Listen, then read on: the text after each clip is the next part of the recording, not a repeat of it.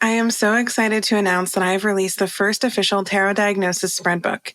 Tarot and Self-Discovery is a therapeutic tarot journey with over 200 spreads, including over 152 card prompts and over 50 robust tarot spreads. You can purchase a physical copy on Amazon or a digital copy at thetarotdiagnosis.com.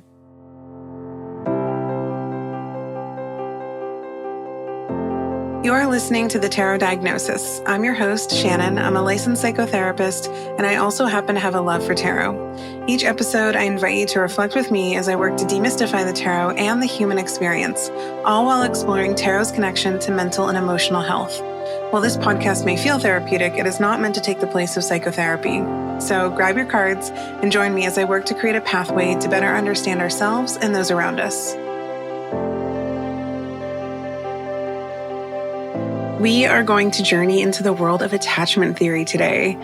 This is a topic I've wanted to explore on the podcast for, well over a year now, probably longer. It's a topic that certainly cannot be encapsulated into one episode, but I'm at least going to explore the four main attachment styles through the lens of tarot, and then likely revisit this topic in the future. If you've ever taken a psychology class, you've probably at least touched on attachment theory and learned that it was pioneered by John Bowlby and then expanded on by Mary Ainsworth. Their primary goal in exploring the idea of attachment was to help us better understand the bonds that we form with others, particularly the bond that we experience with our primary caregiver in childhood. They believed that this kind of initial first relationship with our caregiver is what created or facilitated a blueprint for our future relationships. So they believed that that's what informed how we would show up with other people.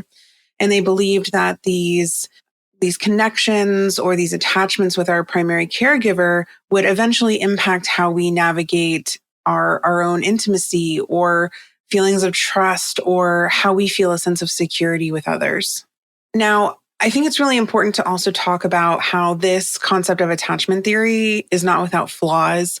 There's a lot of criticism around attachment theory, and rightfully so. Just like the majority of our psychological theory foundations, attachment theory has been critiqued for its lack of cultural considerations, lack of focus on temperament or genetics, so like that whole nature versus nurture component, and also its lack of diversity in its original studies. And I think this is important to keep in mind as we explore attachment, because we should always be cognizant of how we're engaging with or identifying with certain material or studies or theories.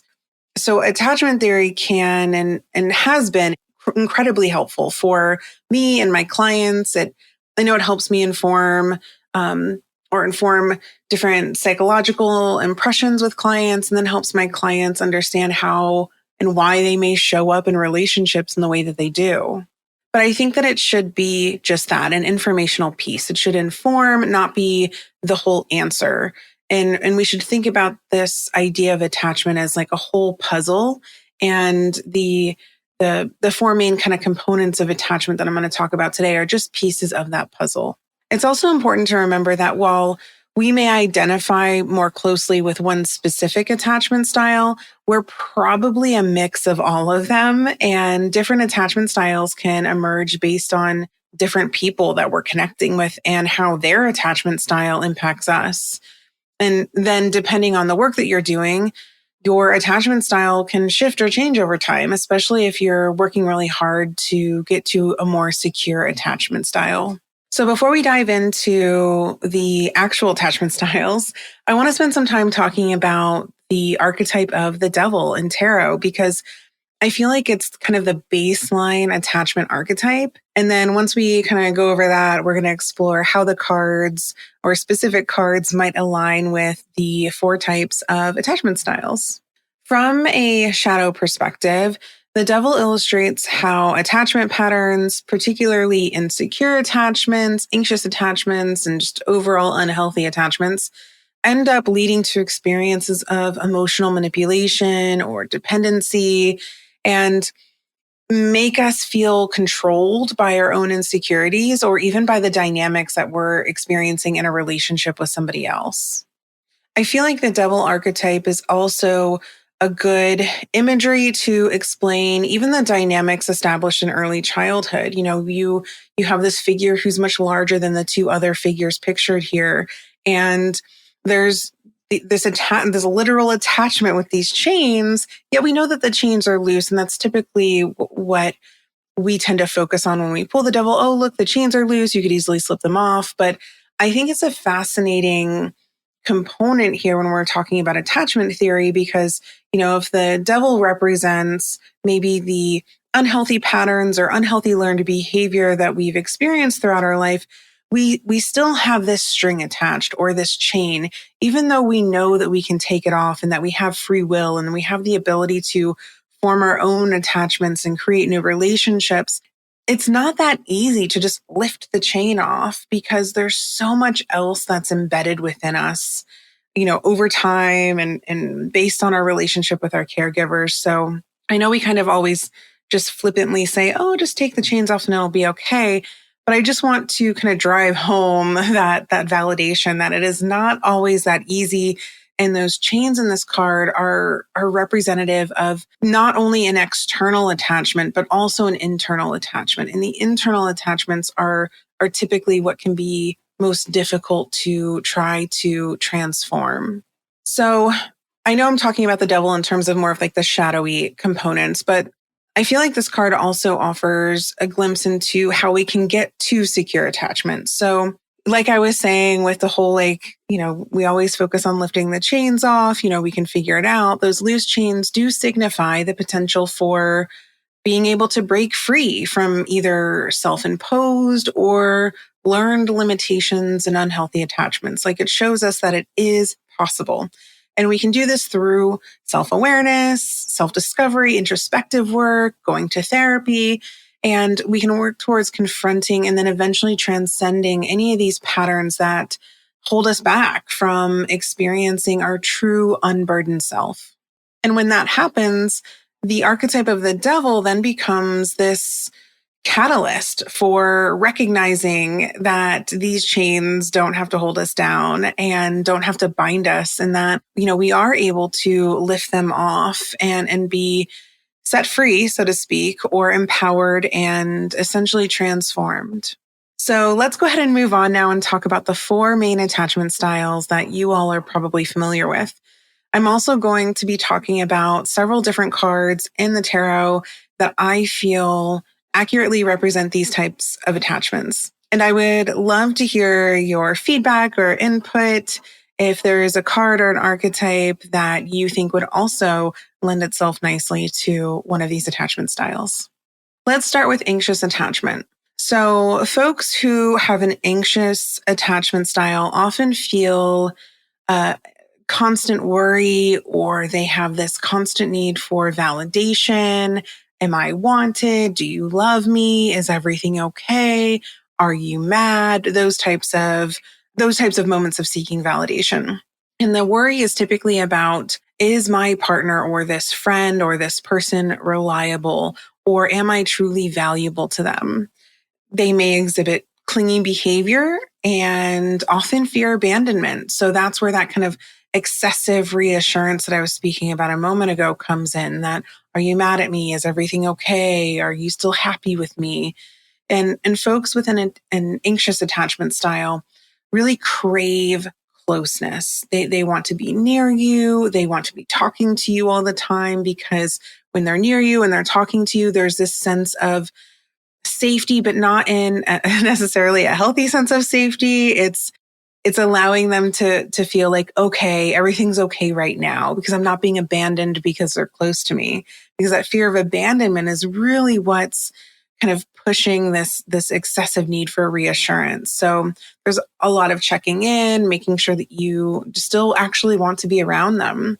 And this type of attachment style typically stems from having an inconsistent caregiver in early life, or an inconsistent emotional experience with a caregiver. So maybe your caregiver was really unpredictable with their emotions, or really unpredictable in how they would respond to your emotions growing up. So one of the cards I chose for this attachment style was of course, kind of the obvious choice, the Nine of Swords, because that is the ultimate anxiety card in the deck.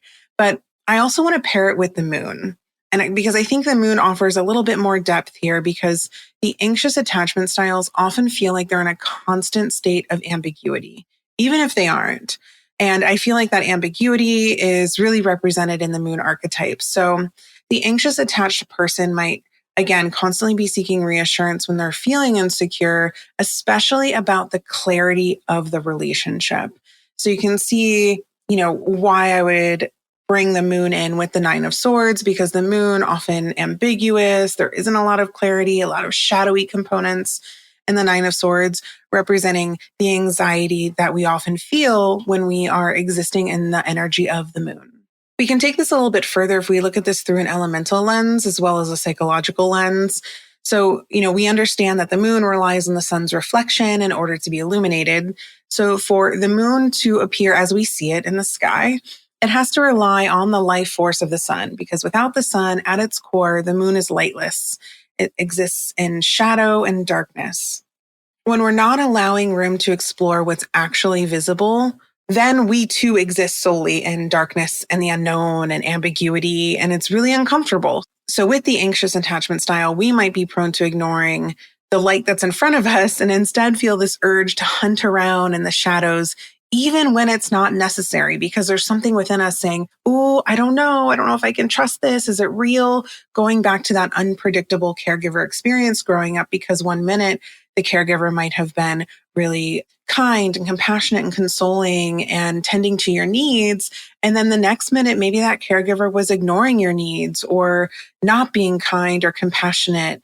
So now as an adult, it can be difficult to truly trust that the person who's, showing you love and security and reassurance is truly meaning that. The other elemental component here, especially of the moon, is its control over the tides in our oceans. And we know that elementally water corresponds with emotions. The anxiously attached person can often exist within the shadow of the moon, and then they tend to embody that Nine of Swords because of it, which just means we're constantly swimming in the emotional waves of uncertainty.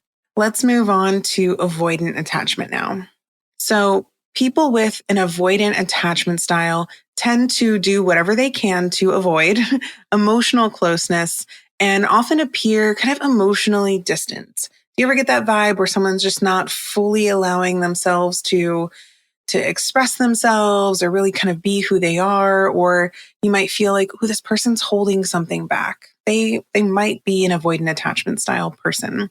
They often prioritize self-reliance and highly value their independence, and often do what they can in order to suppress this inherent need for emotional intimacy. So folks with an avoidant attachment style will still desire closeness. They just want to do what they can to ignore that desire because they often fear too much closeness. So they're afraid of being smothered and they're afraid of, what might happen if someone gets too close or what might happen if they share too much of themselves. So instead, they often appear aloof, and they do this in order to protect themselves, especially from potential hurt or rejection. This pattern typically develops when caregivers were emotionally unavailable to you growing up, or if they dismissed any sort of emotional needs that you had. So I chose the Four of Cups and the Eight of Cups for this attachment style. But now that I'm thinking about it, I think that it's also relevant to include the Queen of Swords here as well. And yeah, Queen of Swords totally makes sense here. So now that I'm thinking about the Queen of Swords, let's go ahead and start with her. So the Queen of Swords embodies attributes of discernment. Of course, there's this level of emotional detachment inherent in that card. We kind of all feel that when we pull it. And she's an archetype that highly values intellectual acuity. She's the epitome of strong, independent, valuing logic, rationality, and self-reliance again, above feeling sort of emotionally connected or emotionally, she might say, entangled with somebody. So in the context of avoidant attachment, the Queen of Swords symbolizes a person who kind of maintains that hypervigilant emotional boundary, kind of like always aware, like, ooh, is someone getting a little too close? Am I getting a little too close? Do I need to step back? Where do I need to wave my sword? Or where do I need to draw a line in the sand with my sword? She's often relying on that analytical and logical part of her brain in order to protect her against any sort of vulnerability. So she might be in her head thinking a lot, well, if I say this or if I do that, then this person over here might say or do this, or I'd be giving too much. And then they would have this information about me. And I don't want them to have that information about me because maybe they'll use it against me in the future. So you can see all of this, like this mental fortitude happening and almost like talking herself out of connection. That can happen a lot with avoidant attachment styles. However, just because she's poised and stoic doesn't mean that she doesn't want to feel a deep emotional connection.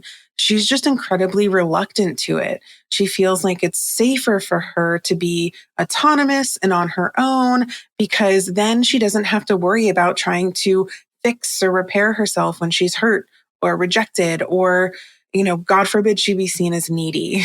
That's another huge part of the Queen of Swords. And especially with avoidant attachment styles, they don't want to feel like they're needy or don't want other people to see them as needy. So let's move on to the other two cards that I had originally chosen for this. So the Four of Cups and the Eight of Cups. So the Four of Cups mirrors the avoidant attachment styles kind of inclination to be dismissive, right? So, you have this person sitting here with their arms crossed. They have their three cups in front of them and they're being offered a cup. So they're dismissing this opportunity for some sort of experience. And if we're looking at this through the lens of attachment, this could be an opportunity to connect with somebody. This fourth cup that's being offered. So they are dismissing this opportunity for emotional closeness.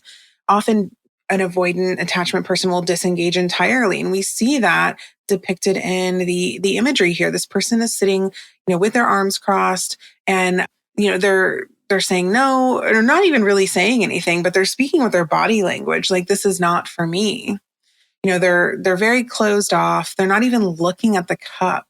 And the individual, in this card really exhibits a sense of almost dissatisfaction on their face if you look really closely, or even just ennui, preferring not to open up to something new, possibly due to the vulnerability that is inherent in making new connections. Again, it goes back to, the Queen of Swords, not wanting to feel needy or not wanting people to think that you need them. So we see this depicted pretty intensely in the Four of Cups, like, nope, arms are crossed. I do not need you. I don't want you to think that I need you, because if you think that I need you, then you could potentially hurt me. So let's move on to the Eight of Cups. So the Eight of Cups portrays a figure walking away from a set of upright cups. And this typically signifies a decision to, leave, move away from some sort of experience or relationship that no longer aligns with us. Like it's kind of served its purpose, it's run its course, and now we're moving on. But if we're looking at this through avoidant attachment, this card typically signifies, again, the tendency to disengage or distance ourselves from some sort of connection. So, all these cups are built up. You're getting to this point in a relationship where, wow, maybe it's getting kind of serious. Okay, time for me to leave. That's what an avoidant attachment would say. This is too much for me. There's too much emotional intensity, or I feel like I'm being depended on too much and I don't like that. So I gotta go. And this could be for a number of reasons. There could be that strong sense of autonomy that I talked about with the Queen of Swords. It could be self-preservation. It could be fear. Often something we don't talk about with attachment, especially avoidant attachment, is fear of letting somebody down. You've reached this point in a relationship. Well, you might say, well, I can't go any further, or I don't want this person to see the real me, for example. I hear that often in sessions with clients. But again, that's typically just a cognitive distortion. But I think this Eight of Cups really portrays the avoidant attachment's desire to be independent, and they're often prioritizing that autonomy over emotional connection and emotional intimacy. Okay, so let's move on to the third attachment style, disorganized attachment. So this attachment style is very interesting. It's actually a mixture of both the anxious and avoidant attachment styles. So individuals may desire closeness, but still fear rejection. So we've seen that with both attachment styles so far. But what we notice most prominently with the disorganized attachment style is that there's often this push pull or this hot and cold dynamic in relationships. So folks with disorganized attachment will often send a lot of mixed signals like, I want you close, or I need you, or you're great. Like, let's be together, 1 minute, and then never mind the next, or I don't want you. Oh, that's too close. I want you close, but not too close.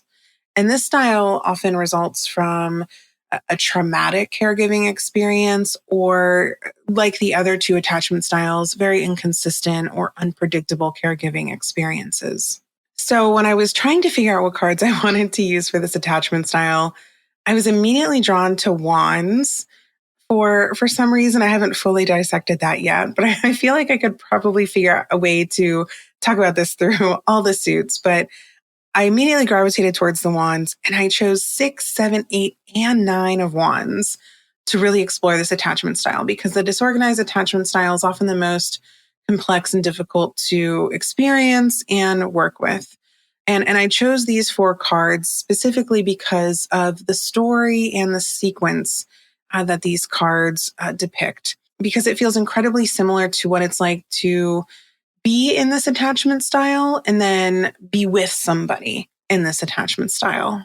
Let's start just, numerically with the 6 of wands. So this card represents, those fleeting moments of external validation, or, heightened joy or contentment in a relationship, specifically with an individual with a disorganized attachment style, or the person with disorganized attachment style is also going to have these moments of, excitement and joy and contentment and celebration of like, yes, I found my person.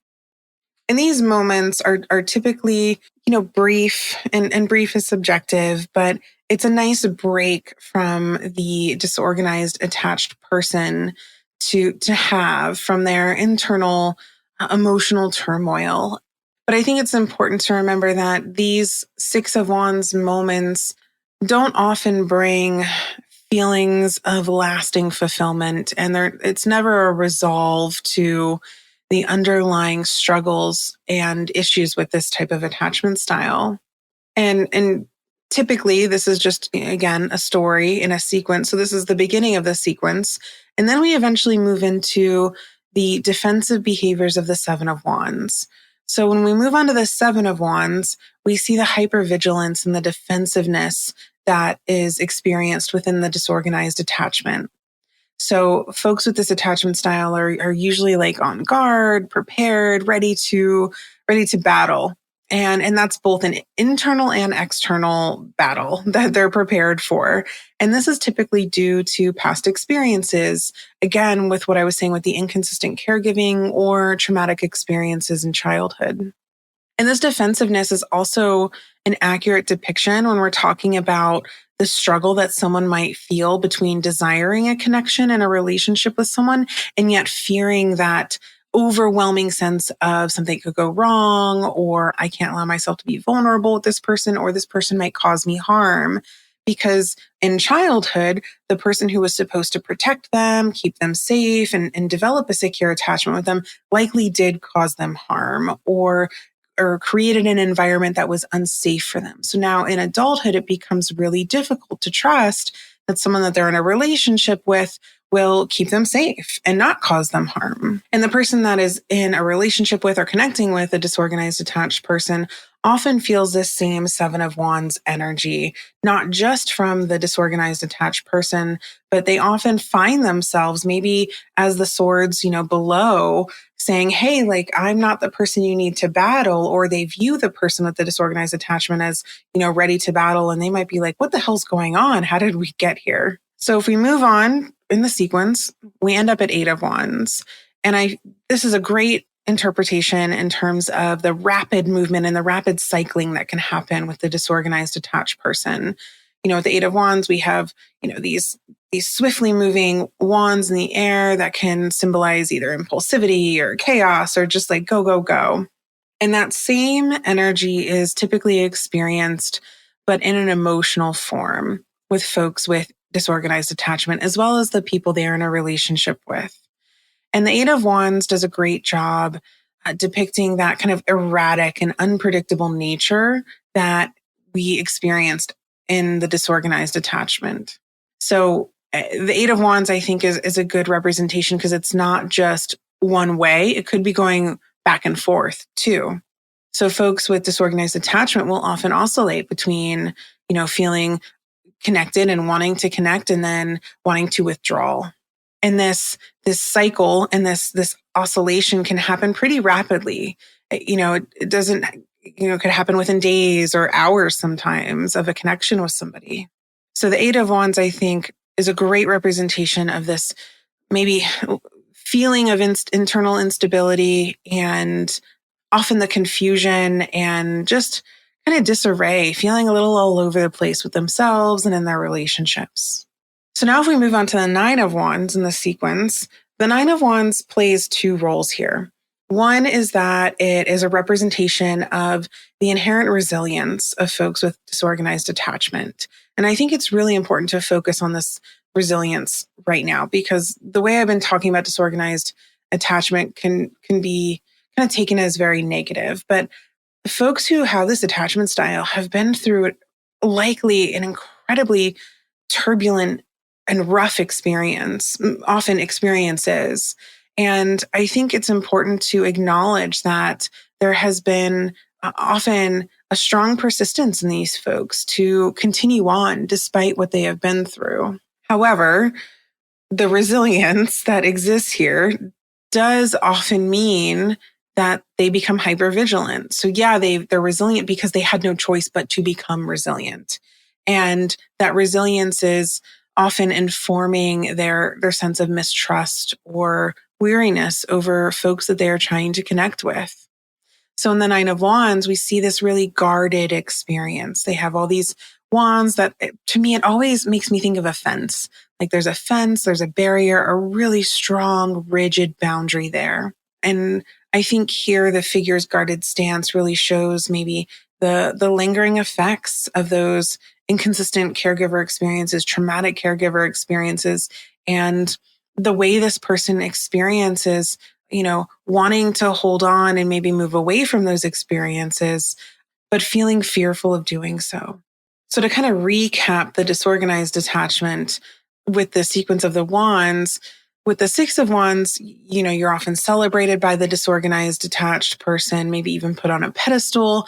Then once you get too close, the Seven of Wands energy emerges and they're battling these intense feelings of insecurity and fear.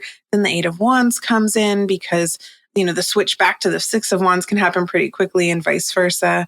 And if someone with an anxious attachment style actually finds themselves in a relationship with a disorganized attachment style, the anxious attachment style can find themselves stuck in this push-pull cycle. And they might constantly stick around, even though it's exhausting, because they know that eventually they'll feel that Six of Wands energy again. Or they need to experience the validation of that Six of Wands from the disorganized attached person because they have not themselves gotten to a secure attachment yet. Then the Nine of Wands comes in because the disorganized always has their guard up. And eventually, the person they're connecting to or in a relationship with will also find themselves on guard. And it's just kind of an exhausting, emotionally draining experience until you can break free, to go back to the devil archetype, until you can kind of break free of those patterns and really do some internal and external work to figure out why is this happening? Why do I find myself here? How can I be aware of when these patterns emerge so I know how to break the cycle? Okay. So now we've reached secure attachment, and that's the attachment style that, we're all trying to work towards, this attachment style that reflects a healthy, balanced approach to relationships. And, folks with secure attachment style typically feel really comfortable relying on other people and letting people into their inner world. And they also feel comfortable being the one relied upon. I think that's an important component here. They are not afraid to seek support, and they're unafraid to provide that same support in return. Securely attached folks tend to have an overall stable sense of self and view themselves relatively positively. And they tend to make sure that trust and emotional closeness is what's prioritized in their relationships. Typically, they feel really safe and content with their partners, and they're not usually questioning their worth or their value in the relationship. So I chose two cards for this attachment style. I think the obvious choice was the Two of Cups. And then the other card that I chose was the Six of Pentacles. So the Two of Cups embodies themes of, that mutual respect and harmony and reciprocity. And, these two figures in this card are sharing a moment. There's some sort of exchange happening. And I think that the exchange embodies kind of the attunement that we feel when we are securely attached. And it's not an emotional attunement that is forced through anxiety. It's one that exists because a space of safety has been created. There's also a sense of balance that exists in this card that I think is important. Balance within trust, within understanding, and shared experiences. So, with the Two of Cups, it's not an unequal partnership. Like there's an understanding that there will be, again, going back to that word exchange, an exchange of emotions, exchange of experiences here. It's also a very empathetic card. And it's a card that I think really embodies this genuine desire and genuine care for the well-being of others and themselves. Not to say that the other attachment styles don't also feel empathy. I think that with the Two of Cups and secure attachment, there's just less of a preoccupation with getting hurt, that the empathy just shines through a little bit more. So the Six of Pentacles for secure attachment, I feel like signifies this kind of also a sense of exchange, actually, now that I think about it, as the Two of Cups. But I'm really looking at this as a sense of equity in a relationship. So in the context of secure attachment, there's always a healthy give and take in relationships. And folks with secure attachment tend to exhibit this natural inclination towards both giving and receiving, like I was talking with the Two of Cups. And with the Six of Pentacles, this card illustrates the constant kind of like mutual generosity that is present in relationships, and also a gentle understanding that relationships are not always 100% equitable. Sometimes one partner may need more than the other, but there's never any animosity, as the securely attached person knows that this is not going to be a permanent state of, quote unquote, inequity. So if we look at the Six of Pentacles and the Two of Cups together, I feel like both of these cards provide kind of more of a nuanced view or understanding of the relational dynamics and, emotional resilience and emotional landscape that exists in folks with secure attachment styles. So those are the cards I chose for all the attachment styles. I'm so curious to hear what you all think of these and what cards maybe you would apply to the different attachment styles.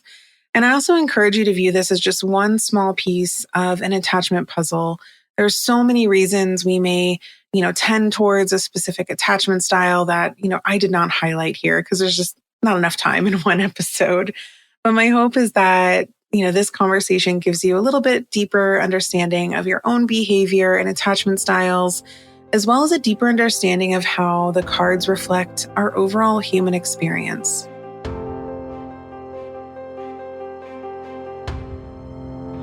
Thank you so much for listening to the Tarot Diagnosis. For more tarot and mental health content, follow the Tarot Diagnosis on Instagram. You can also subscribe to the podcast so you never miss an episode, and sign up to receive the Tarot Diagnosis emails, where you'll have access to exclusive spreads and exciting announcements. To join an incredible community of tarot and psychology enthusiasts, join the Tarot Diagnosis membership community, The Symposium, by visiting thetarotdiagnosis.com.